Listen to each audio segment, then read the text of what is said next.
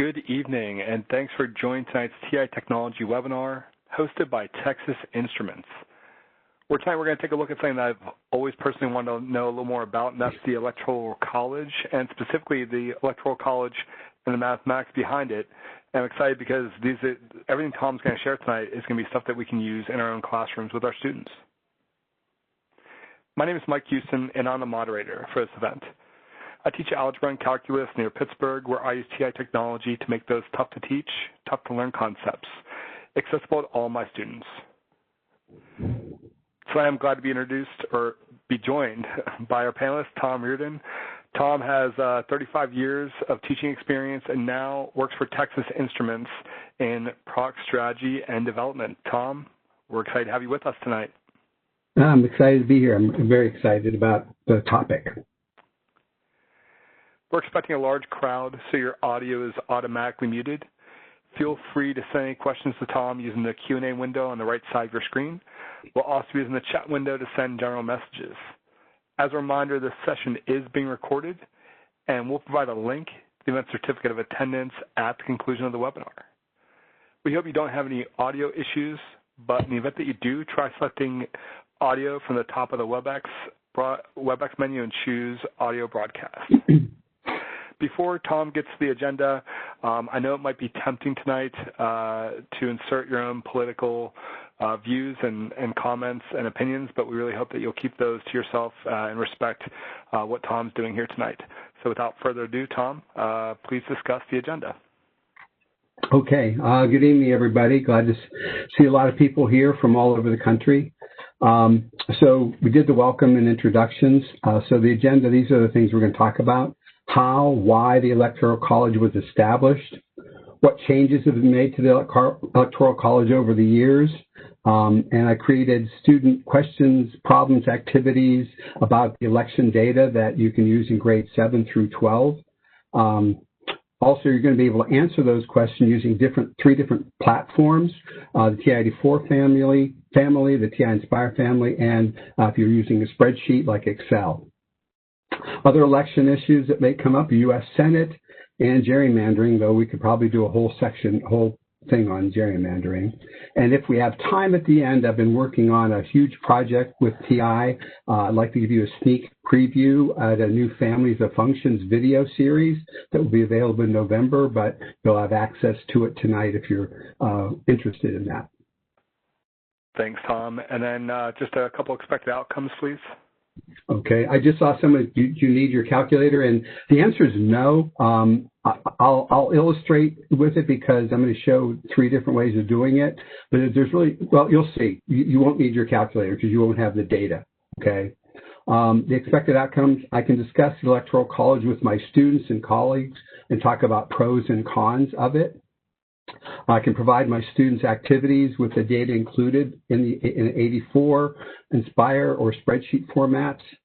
You will obtain the answers and solutions to these activities, and actually you're going to get all my notes. I have 50 pages of research notes that you're going to get if you want to, and those have links to websites that you might want to access. And I'm hoping that we're going to integrate mathematics and civics using important questions about social issues. Awesome, Tom. Thanks so much. I just gave you control. Feel free to share your screen. Okay. And there we are. Mike, you see it okay? Yep, it looks great. All right. So, yeah, if you get some questions, let me know. Contact Mike with the chat. Mike for a long time. In fact, I even drove by his city today when I was coming back from Washington, D.C. All right, so time we look at the mathematics behind the Electoral College. As I said, I'm Tom Reardon. I'm from Ohio. All the materials are going to be available at this bit.ly. Right here it is case sensitive, bit.ly/electoral 2020 TI, all lowercase there. We'll give you that again at the end. You can go there now, and the materials are there, but I'd rather you kind of watch me because you get the materials anytime. Okay, you can't get me very much anytime. All right, so I usually start off with a quote. So I created this quote. I think that even the Electoral College can beat the Cleveland Browns. And this is by me, a lifelong Browns fan, unfortunately. Okay, so little pun there on Electoral College. All right, as Mike said, I'm going to try to keep my personal political views out of sight tonight. I'm hoping you won't be able to pick up on that, or nor my feelings on Electoral College. And I'm actually kind of in the middle because there are pros and cons.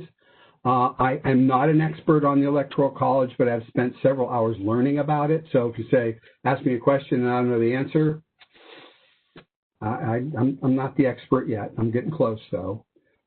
More information and interpretation than mathematics and technology tonight. And some of you know me, know I love the mathematics, love the technology, but there's going to be more about interpretation of data and about the information itself. So those AP statistics people might like this a lot, I hope, but I'm not going to get that technical. And I just hope that's okay. We'll see. We will see. All right, so how does the Electoral College work and why does it matter? Okay, so when voting for the president, we don't directly vote for him or her. Actually, you're voting for a slate of electors appointed by the state's political parties who are pledged to that party's candidate. And by the way, they don't always go that direction. We'll talk about that in a little bit. How many electors for each state? Well, they get one elector for each House of Representatives in the state, and plus one for each senator. So the minimum number of electors for any state, including District of Columbia, is 3. Okay. So 7 states plus DC, which I'm going to consider DC as a state in this case, so it'll be 8, have the minimum number of electoral colleges, and these are the 7 states along with DC, the District of Columbia. I do want to point out that the District of Columbia does not have representation in our nation's government, but they do get 3 electors since 1961. Before that, they did not. Even though they lived in the United States, they could not vote for our president or have their vote count. Population of DC is the second lowest among U.S. states. Only Wyoming is behind them at about 580,000 people. Okay. I will point out that my daughter lives in the DC area, and for one of her first jobs out of college was for an organization called DC Vote, which was an organization trying to get representation for the people who live in Washington, D.C. Okay. And I told her, I always kind of joke with her, I said, you know, if you're really successful at your job, you put yourself out of a job, you know. So anyway. All right, so for calculation purposes only, we're going to state in the data that DC has 2 senators and 1 representative, but we know that they don't. And we just needed to put that in there so that the data could be calculated. When I tried to put it in not that way, we get division by 0 and weird stuff. So I know they don't have senators and representatives, but this is how the data is going to say it. Make that clear to your students. The states with the highest number of electoral votes are the most highly populated, obviously, and these are the 4 biggest: California, Texas, New York, and Florida, with their electoral votes next to them. The population of each state and DC and the number of their electors will be supplied to you for the activity questions. The data is in a program on the 84. It's in an Nspire document, and it's also in an Excel spreadsheet. So with that, Mike, before I get into technical, anything I should know about before I go on? Any questions? I think we're okay so far. Okay. All right. You can hear me all right and see. Okay. Yep. All right. So there are 435 representatives Congress, 100 senators. So how many total Electoral College voters are there? Well, it's kind of a trick question. We're going to show that using the TI-Nspire with the program ELECTCOL, elect call. You can only have up to 8 characters for that. And okay, we should now get a phone call on our landline, so we'll ignore that. So I'm going to go ahead and show. I didn't want to get into too much information without getting into technology, so I'm going to go to technology just for a little bit. We'll come back to it though. So I'm going to bring up the TI-Nspire SmartView emulator, which I am a huge fan of, and let me make this big here.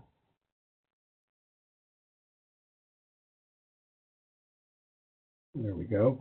And I created a program that you don't have yet, but you can get it on my website. called Electcall, okay? And I'm going to go ahead and run that program. And it'll say this program automatically places Electoral College 2020 data into lists.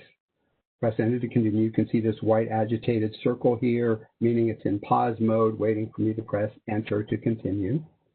And this is what is in the list. And it's also explained in the student sheet that goes with it. List 1 has the population rank from 1 to 51, 1 the most populous, because I can't put in state names, so I have to go by state rank, and I have a list of what state is what number, okay?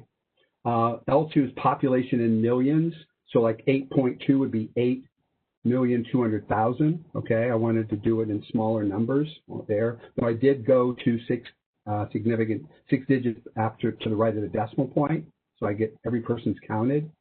L3 has the number of House seats for that state. L4 has the number of Senate seats, which is 2 for everybody. And again, DC has 2 Senate seats according to this data, even though that's not true. All right, so there it is. Let's go ahead and look at it. So I'll click on Stat and then 1 or Enter to see the data. And you can see that state number 1, which is California, 37 some million people, 53 representatives, and 2 senators. And the second state would be New York, and I think it's Texas, then New York, then Florida, and so on. Okay, I think that's how it goes. But yes, Texas is second, New York is third, and Florida is fourth. Okay. All right, so what I'd like to do is know how many electoral votes there are. So what we're going to do is we're going to use this to actually calculate them for each state, okay? So what I'm going to do is go over, and by the way, I have this in Nspire, and I have it on the Excel spreadsheet that I'll come back to in a little bit. But right now I'm on the 84. You can't do this. You don't have the data, but at least you can see how it's done. And also, I do have this teacher notes that has screenshots step by step that shows what I'm doing, so that you'll say, you're going too fast, but I'll have them for you, okay? So trying to give you everything I have. So I'm going to go over to list 5, which is empty right now. And if it wasn't, I would clear it, not delete it, but clear it. And go up to the very top where it says list 5 equals, L5 equals. And what I want to do is I want to have list 5 be the sum of what's in list 3 and list 4 for every single entry. So I go up to the very top and I press, I want list 3, which is right above here, number 3, second 3, plus second 4 is list 4. So list 5 in each entry is going to be the sum of corresponding entries there. And so there's my electors, number what we call electors for each state. And what I'd like to know what the sum of those are. So I'm going to go off to the home screen, second mode, which is quit. I'll press clear. And I'm going to use a list math, which is under second stat. I did stat to see the statistics. Second stat is the list. And I want to arrow to the left once or to the right twice to get to math. And I'd like to find the sum of a list. Okay, so again, I did second stat, which is list, over to math.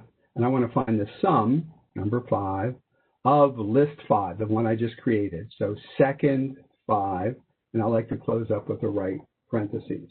So this is going to take whatever's in list 5, add them all up, and give me a number, and hopefully this will be correct. And those of you who know the correct answer, there it is, 538 in the there. So let me pull that screenshot off to show that. There we go. So 538 electoral votes are possible. And we're going to come back to the technology in a little bit, but I didn't want you to keep listening to me talk without referring to some math, some technology. We'll come back to that. By the way, I really like this idea of having a program that has the data in it. Let me just show you that to you really quickly, those of you who do even if you don't do programming, you can at least get an idea of appreciation here. So I'm going to go over to Program, over to Edit, and I'm going to edit the Electoral College program name. And you can see that it pretty much shows you what I had on the screen. But how I got it in here was, for the first one, I created a sequence. X goes from 1 to 51 in steps of 1 in list 1, so I didn't have to type 1, 2, 3 up to 51.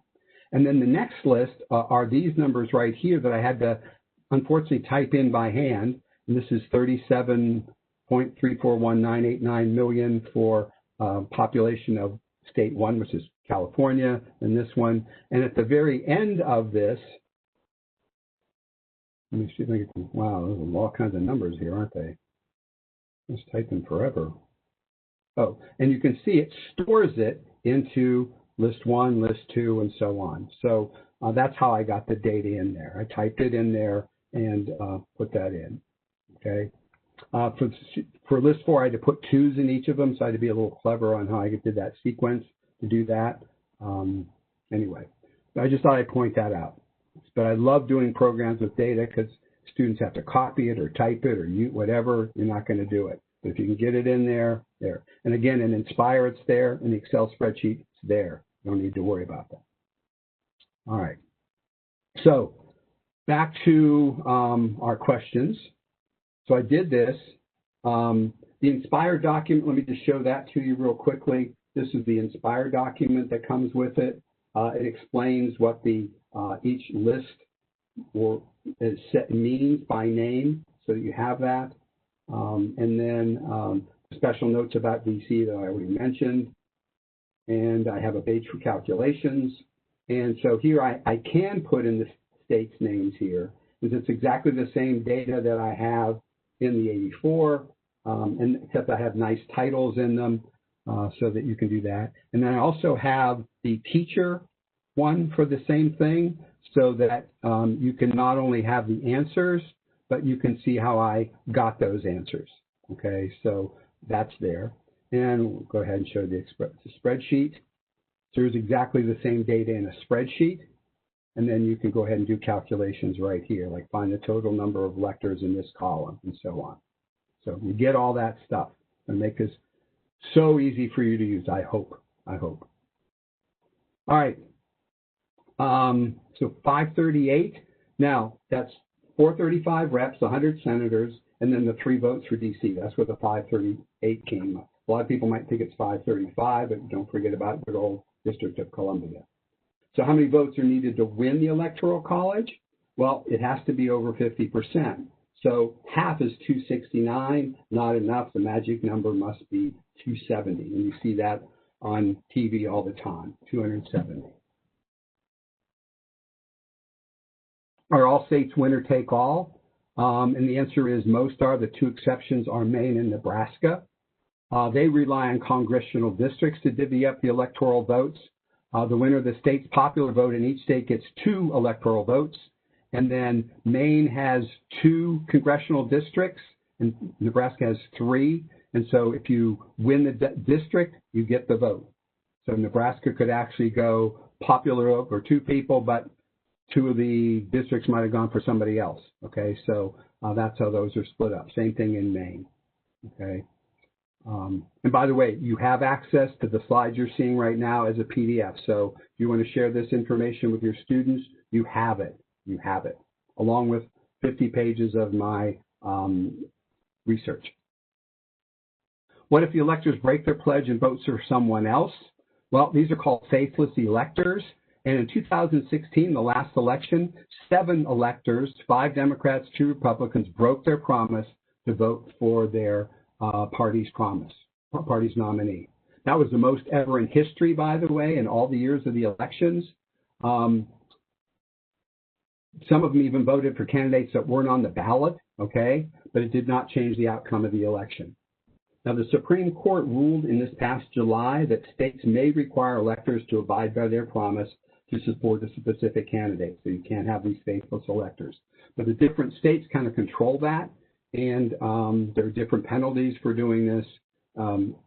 Not a big deal as far as I'm concerned, at least not right now. How did this system evolve? By the way, I'm getting to the math, I promise you, but I think you need to have this background. I really do. Okay. How did the system evolve? It was born at the 1787 Constitutional Convention in Philadelphia, city of brotherly love. Despite the name, it's not a college in the modern sense. That's where I made my pun in my supposedly original quotation. But it refers to a collegium or a group of colleagues. Okay, that's where you get the word college. These are colleagues that are voting in the Electoral College. The nation's founders feared factions and worried that voters would not make informed decisions. By the way, we don't say founding fathers anymore. That would be politically incorrect. Nation's founders. They didn't want to tell states how to conduct their elections. There were also many who feared that the states with the largest voting populations would essentially end up choosing the president. So that's why they kind of didn't want to do the popular vote. Some preferred the idea that Congress choose the president. That would be, well, I'm going to give you my opinion there. That's not a good idea, okay? Some wanted a national vote, so they had arguments, okay, back then. So the Electoral College turned out to be a compromise. And speaking of compromise, it needs to be pointed out that the stain of slavery is on the Electoral College as it is on all of our U.S. history, okay? Comes in there as well. And some of you might remember this from studying U.S. history in high school or college. The formula for apportioning congressmen is directly tied to the number of electors. And so this formula relied on what we call the 3/5 compromise, whereby each slate in a state, counted as a fraction of a person to apportion congressional seats. For each slave, boy, that's a bad word to misspell, right? Each slave in a state counted as a fraction of a person to apportion congressional seats. Awful, I know it sounds awful, but they did. This gave states in the South with many slaves more power, despite the fact that large portions of their population could not vote and were not free. So they counted them 3/5, they couldn't vote, and it gave the South more voting power, but they didn't really have people voting. No, it's awful. Can a candidate lose a popular vote but win the Electoral College? If you've not been alive 4 years ago, you might not know the answer to this, but the answer is yes. In 2016, Hillary Clinton won the popular vote by almost 3 million votes, but President Trump garnered 56.5% of the electoral votes. This becomes a good mathematics problem to even talk about. And here are the results that I could pull off here. Trump had 46.4% versus Hillary's 48.5%, 2 percentage points more. The Electoral College, you can see he won by more than 12 percentage points in the Electoral College. The reason why it wasn't completely 100%, remember 7 people went off the rails on that, okay, and gave votes to some other people. Can a candidate lose a popular vote, win the Electoral College? Similar result in 2000, which is staggering to me. Gore won 48.38% of the popular vote. Bush garnered 50.4% of the electoral votes, even though he lost the popular vote.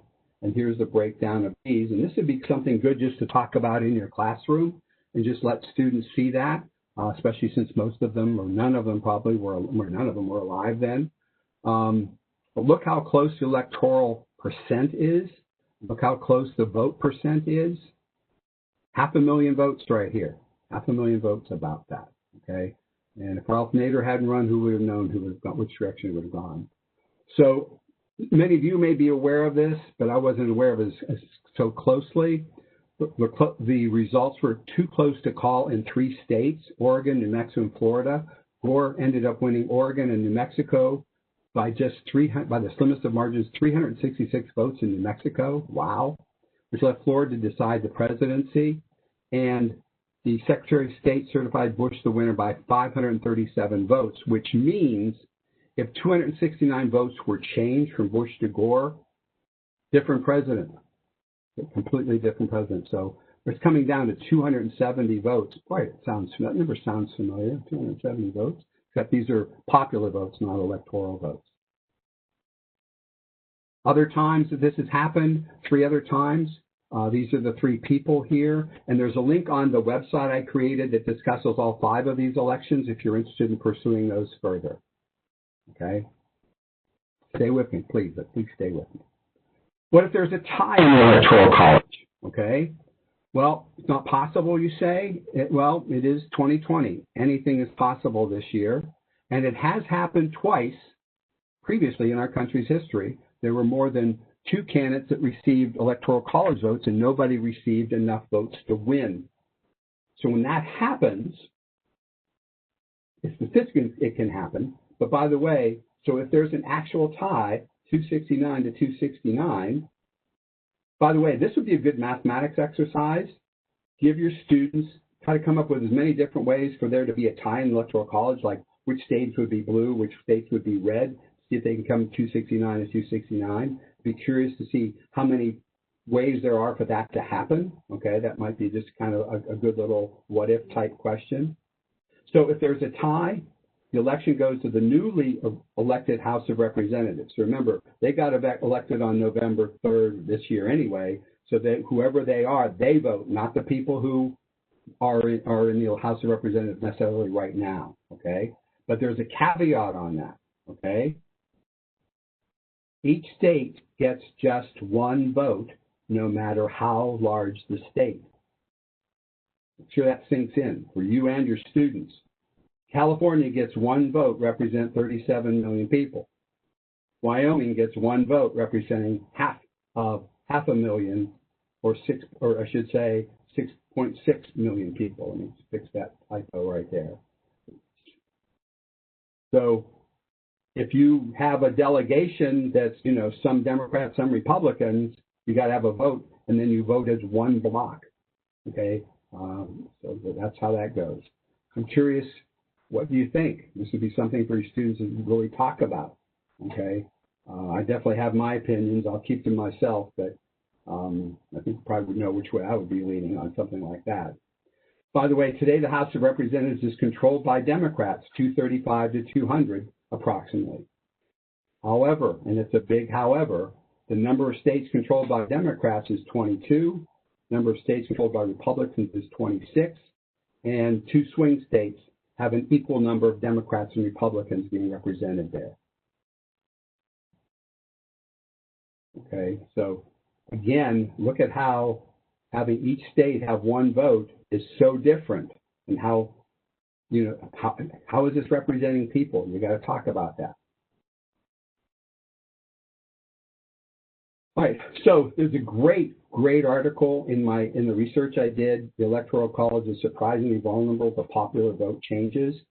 This is on page 4 of my references. It's not a PDF. I was going to make it a PDF, but I kept it as a Word document so that the links would be live when you clicked on them, or you can copy and paste them easier in a Word document than in a PDF. So where it says PDF, it's really a Word document. Okay. And let me just show you where that is too, by the way. So this is the website that I created for you, and I'll come back to the other things in a little bit.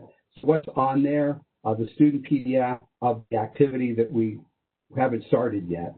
The program preloaded data, the student TNS file, the teacher TNS file, spreadsheet students file, spreadsheet teacher file, and then my 50 pages of my sources, and the PDF of this presentation are all there. So you can get those singly, or you can have a zip of all of them at one time. I list them so you know what's there. And by the way, I have Word documents and PDFs both here, depending on what prints better for you. So there's more actually that's listed here. The Interactive Electoral College website, I'll show you that later. It's kind of a cool thing. I refer to the presidents who lost the popular vote but won that article. And this is what I'll talk about a little bit later. So this is, I'll come back to this just to show you what you're getting. So this is on page 4 of my references document. In our history, about 1/3 of our presidential elections have been very, very close. Okay? Sometimes the person elected lost the popular vote. Look, in 1880, the electoral vote was just about as close as the popular vote. And so this is a great resource discussed by students so they can talk about mathematics and civics and talk about the implications. What if this changed? What if this number of people voted, and so on? Okay. So I'm not going to go through all of them. I'm just going to point out a couple of them because I think they're really, really good discussion breakers. So you can see, for example, in 1844, The popular vote margin was 40,000. It's in the black, meaning the winner won by 40,000 votes. If 2,554 votes changed, it would have gone the other way. So that would be less than 0.1% vote change, and that would change 65 electoral votes. Okay? Wow. New York by itself would have done that, okay, because 36 one way, 36 another way, and that changes 72, okay? In 1876, the person who lost the popular vote won the election by 1 electoral vote. And I think I read somewhere, I don't know if it's on there or not, something like 200 and some or 2,000 South Carolinians, if they would have changed their vote, they had a different president, okay? Maybe it was just a 445, I'm not sure. So this goes on, shows you the different changes, but look at these percentages. Percent of popular vote to change the outcome, to change the electoral vote.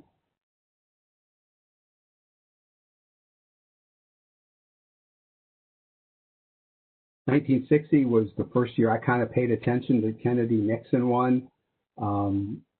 Popular vote was only 110,000 more, but the electoral vote, look at how big the electoral vote margin was, 84 on that. 2000, here's the Al Gore, Bush one here. Look, the percent of to change is less than, it's not even 0.00%, it's smaller than that, okay, rounded. Okay, the electoral vote margin was 5. Florida could have gone the other way by 269 votes. Completely different history. And then this is, of course, 2016. 39,000 votes changed, 77 electoral votes changed. All right, so how fair is the Electoral College? Is it the best way, okay? So this is where I've got this activity. I'm not saying this activity is going to answer that question, but it has some mathematics in it. It'll get students to do some good mathematics, some good technology, talk about what the numbers mean, talk about what's fair and not fair. And there's not going to be any really correct answers. There'll be some better than others. Some have better arguments than others, which is what we would like our students to become, much better discussion, okay, and explaining their thoughts. So this is the activity here, and I think I have it here as well, don't I? Website. So this is the activity right here, okay? And I'll show that, but it has this data here, okay, you can see it. And then these are all the questions I'm having students answer, okay?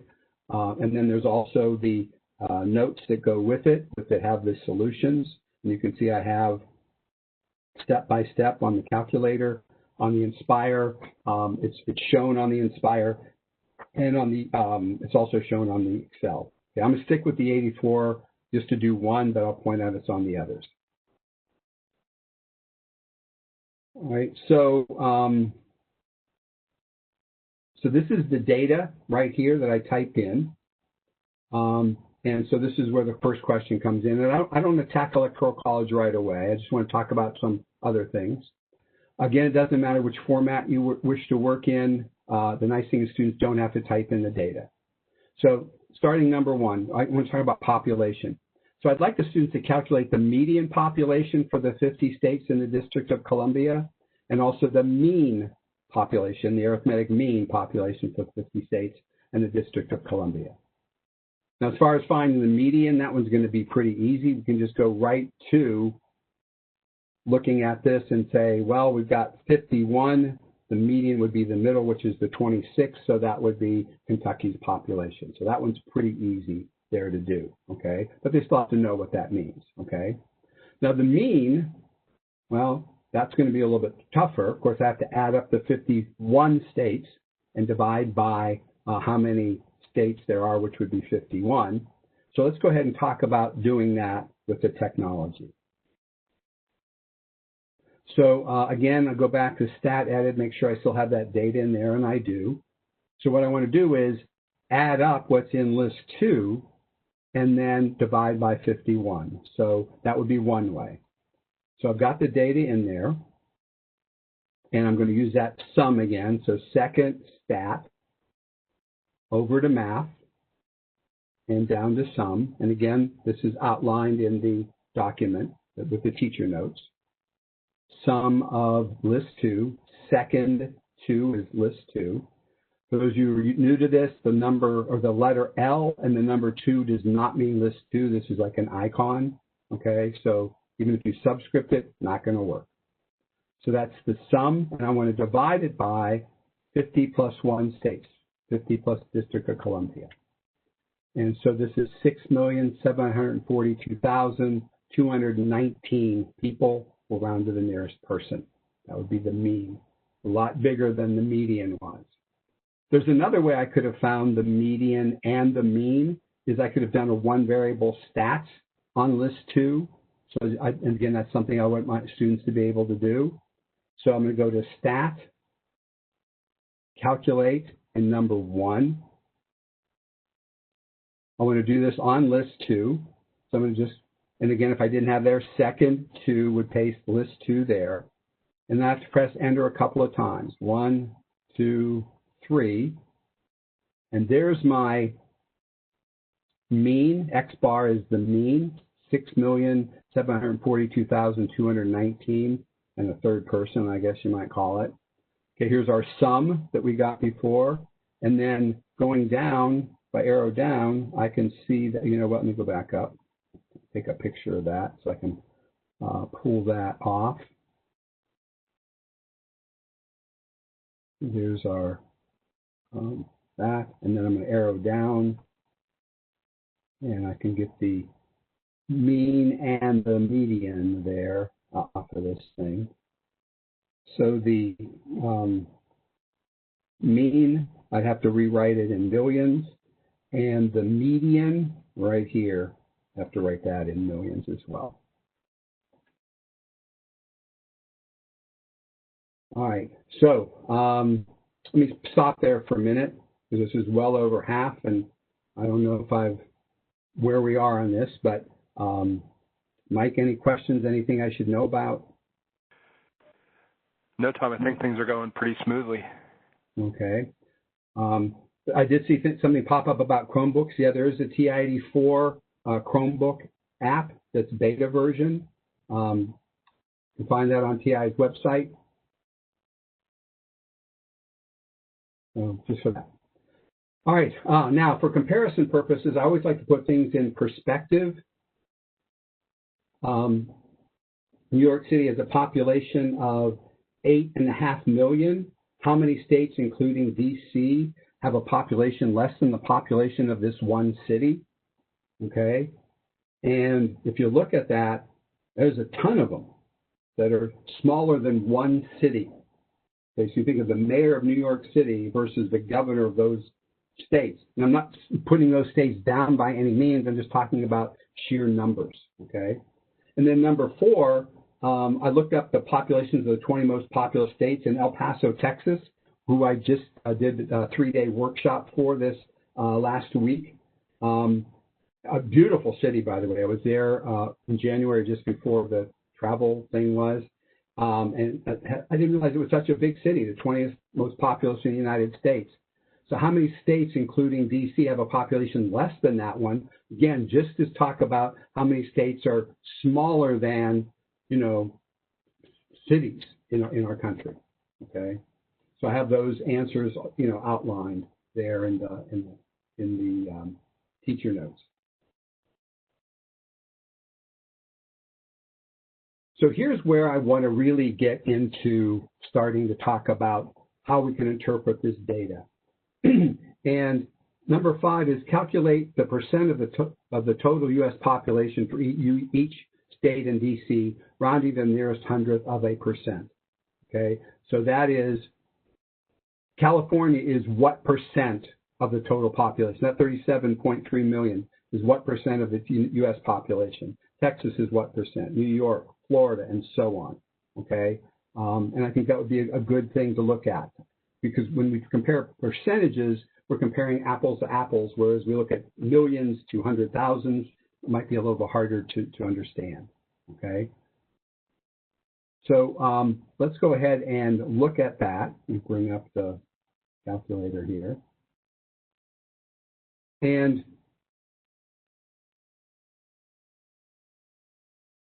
shrink that a bit so we can see okay. All right, so let me go back up and find the sum. I'm going to find the sum of L2. Just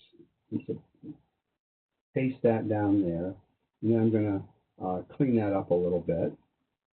And so the sum of L2 is going to be the population in millions of our country, according to whenever this census was done. This might be 2010.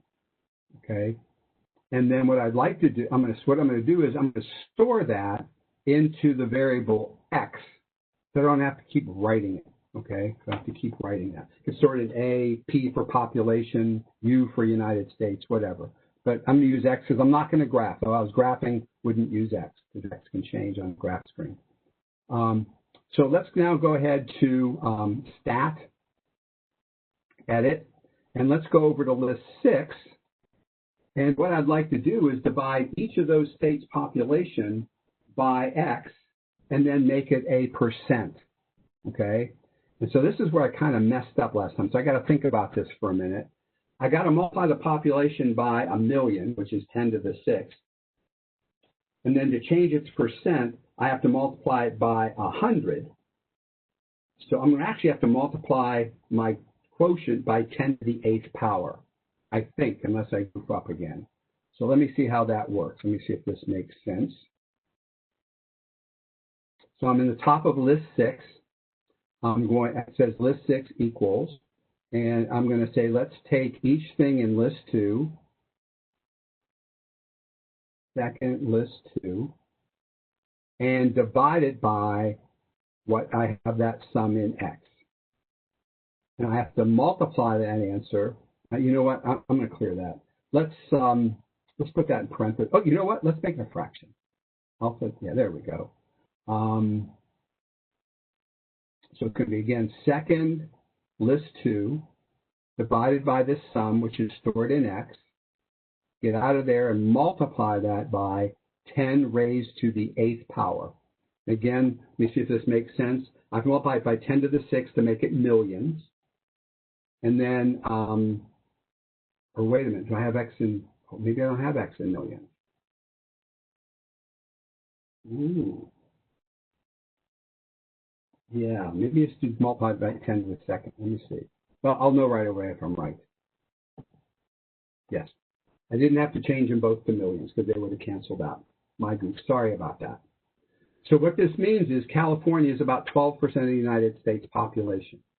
Next one is 8%. New York and Florida are about 6%, and so on. Okay. So that was just a way of calculating percent. And if I add those up, they should be close to 100. Just for the heck of it, let me see what it is. We'll go ahead and do the sum of list 6. I'll just paste that down and put in second 6 for list 6. And pretty close to 100 with all those decimal places. So we're doing good. All right, let me peel that off and place that here so that I have that.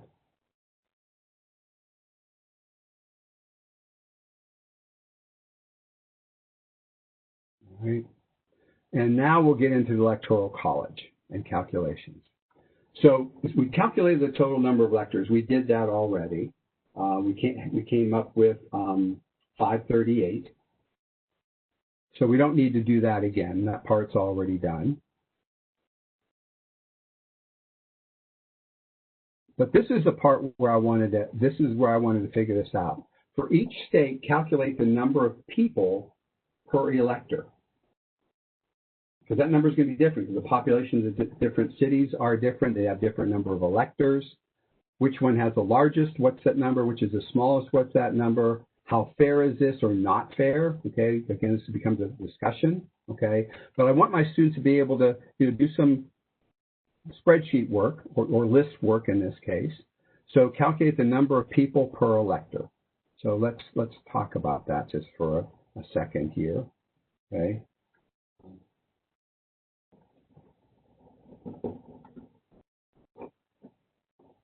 And my stylus is, there we go. Here's my stylus. So let me see if I can make sense of this.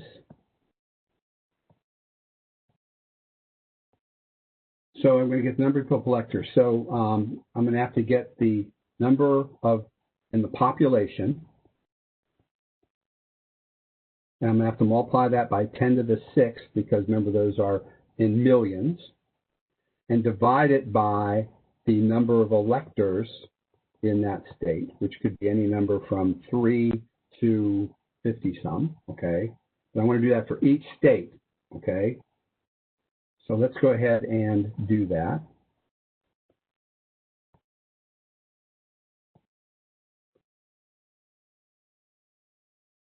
So again, I'm going to need a fraction. And the population, oh, wait, sorry. I need to do this in a list. I'm going to do it in a list.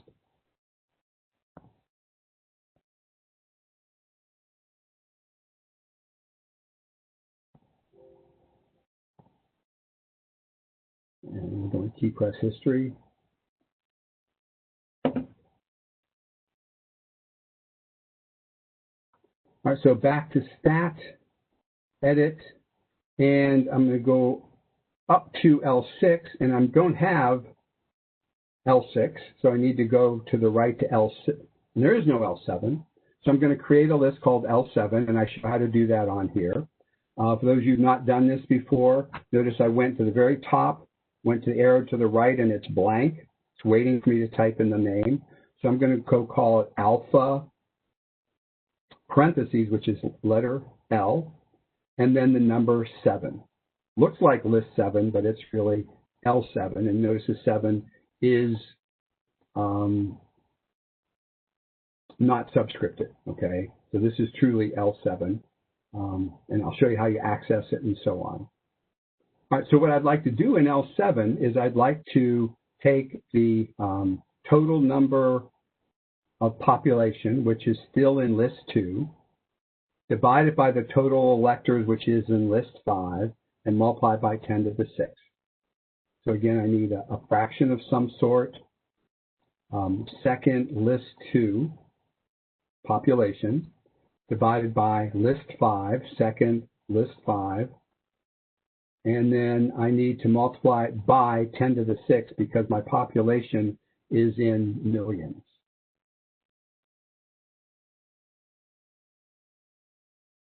I think that's going to be right. We'll see soon enough if I made a mistake or not. And so I'm getting about 678,000 for California, which, if I look at my answer sheet here real quickly, is exactly right. Okay. All right. And going down the list, we could find the largest, the smallest, and so on.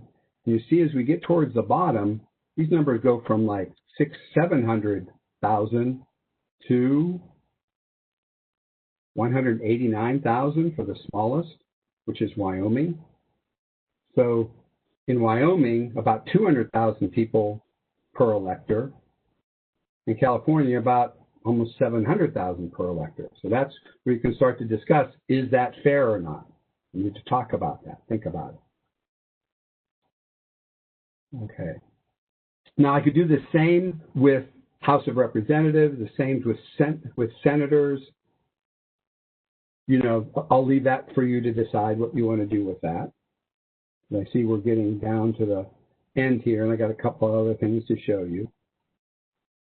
So we can do number of people per Senate seat, okay? We'll let that go. But I always thought this was kind of an interesting question. A majority of senators need to ratify many things such as presidential appointments, treaties. What if the 26 least populated state senators voted for a particular presidential appointment? what percent of the U.S. population would be represented by these 52 senators? Okay.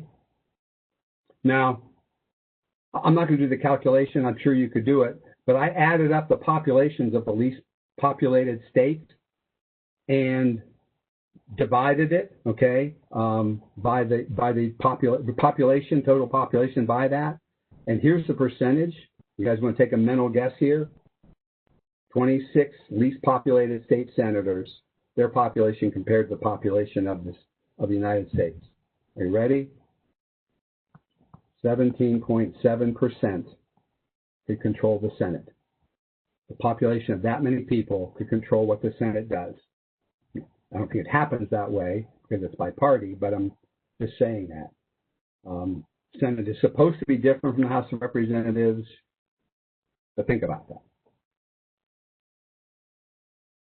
The House seats, if you look at House seats, they're pretty much uniform, and they should be because our electors are based on basically House of Representatives, okay, and our population. So that shouldn't be the case. And number 10 is in case there's a tie, it explains what happens if there's a tie. All right, so let me go ahead and just point out what else is in the notes and what's going to be available to you, and then I'll turn this back over to Mike. This was an article written by a mathematics professor at the University of USC, University of Southern California. I highly recommend this article to you. He kind of argues about, you know, when the Electoral College was close, you know, how that changed things, okay? This one right here in 1876, if just 445 South Carolinians had changed their votes, had been a different president. But here's what part that got me. The other direction is also true. Barack Obama won by nearly 10 million votes, but if a little over 500,000 people in 7 states voted for John McCain, which is just 0.4% of the voters, McCain would have won. And his argument is it's easier to change electoral votes because there's fewer of them than it is to change votes in the country. So he's saying Electoral College is a little bit more dangerous to have than the popular vote. Here's a person, same person, talks about the central limit theorem. Sorry, I can't get to that. Those of you who study that, go back, read the article. Hopefully this will be a good one for you. According to his logic, Electoral College system is 4 times more susceptible to vote changes than popular vote. On the other side, the problem is Hillary Clinton lost the election by 3 million votes. However, here is the issue. Despite the popular vote, she only won about 1/6 of the counties nationwide. 5 out of 6 counties in this country did not vote for her, mostly limited to urban areas. So urban areas control a lot. The other arguments are this person says if we got rid of Electoral College, small states would be forgotten. Another issue is if there needs to be a recount, Electoral College, you can have a recount easier, but in the 1960 election, there's a 0.2% difference in votes. There's 136,000 votes. That's less than 1 vote per precinct nationwide. It's a mess if you have to recount all the votes in the entire country. So that's another reason for having Electoral College. One particular party have favor of that? The answer is absolutely. Republicans have an advantage. The way things are today, that could be different 100 years ago or 100 years from now, but right now, Republicans gained an advantage there. One good perspective, this was one of the quotes, Electoral College has issues, so do the alternatives. Okay, and there's where you can find that information there. There's an interactive website that you could send your students to play around how you can get different combinations. I thought that was kind of a clever thing, so I highly recommend that for your students. This person talked about weighted electoral representation, what we kind of just talked about here. Thought these are kind of cool graphs or maps. And this article on page 39 explains the difference between electoral and popular vote. Another professor of mathematics, was another of my resources there. So highly recommend that. He talks about a vote weighting, and notice that the smaller states have a heavier weight in their votes. You can see how that's explained there. Okay. So all materials are available right here. Okay. I'm going to quickly show you 1 minute the other thing I was talking about, and then I'll turn this back over to Mike. There's a website that I've been working on. It's called Families of Functions, and TI is putting together this website. So this is just kind of my testing one. It's going to have over 200 videos on it, and it's all about the parent functions and the 6 different transformations that you can do. There's how to graph the parent functions, a quick way to graph them, how to graph each transformation, quick graphs of dilations, vertical shifts, horizontal shifts, odd, even, neither functions, quick graphs of f of quantity k times x, where we have horizontal compressions and shrinks, opposites of parent functions, and then combinations. And there are 39 ones here. I'm also working on the linear functions. But these are links to all these other ones. You are welcome to use them. If you're interested in them at all, give me an email. I've got about 20 people who are field testing them right now with great results. And I'll be so excited in November when TI has this on a really, really nice one. Again, over 200 videos. I've probably got about 400 hours into creating this. Look, I'm hoping this is something that can help you, especially remotely. So, Mike, with that, I am turning this back over to you and see if there are any questions and anything I missed. Thank you.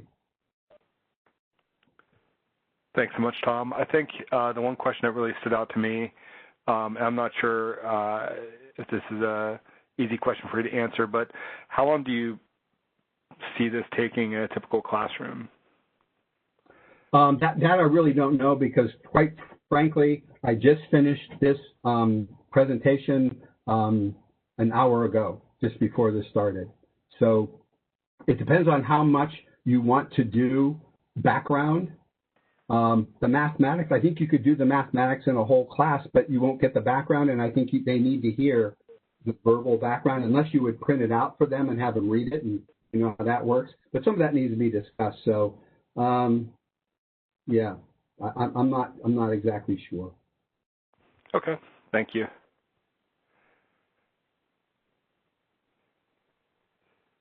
So to receive a certificate of attendance for tonight, as well as a link for the documents that I use, go ahead and click a link or click the links in the chat window. If for any reason these links aren't working for you tonight, just hang tight. You'll automatically get a follow-up email in a couple days. And in that follow-up email will be a link to the recording, the documents, and the certificate as well. And if you're watching this on demand, go and copy that link into your favorite browser to receive your certificate. Please feel free to stay connected with us, continue the conversation that many of you started tonight on any of the major social media platforms. When you leave the webinar tonight, if you're in need of any post-webinar follow-up, feel free to give us a call at 1-800-TI-CARES or send us an email, ti-cares@ti.com. We'd love to hear from you. And when you leave the webinar tonight, a brief survey will automatically appear in your browser. Your feedback guides us as we plan future online events, and we really hope you share your thoughts in that post-webinar survey. And Tom, big thanks. Thanks so much for putting this together and finishing it up just in the nick of time. Sure. It's fun. I hope it was fun. And thanks to everyone for joining us tonight, and we hope to see you back online next week. Have a great night.